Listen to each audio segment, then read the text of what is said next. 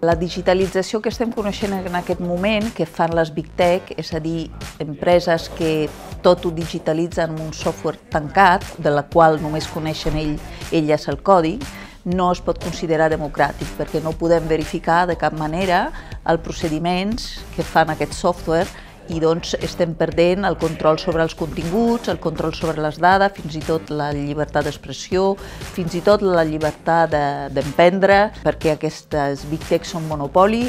mitjançant el dumping dels preus, oferint productes gratuïts, etc. L'únic software que és auditable és el software lliure, perquè lliure vol dir que publica el seu còdig, el còdig del software, per la qual cosa tothom el pot utilitzar i el pot fer servir, i el negoci no ha de ser la privatització d'aquests recursos, sinó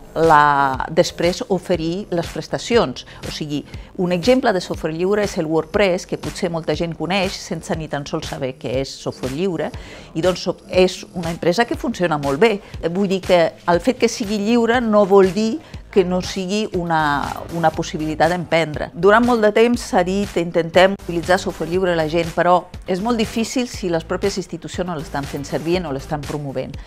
El meu llibre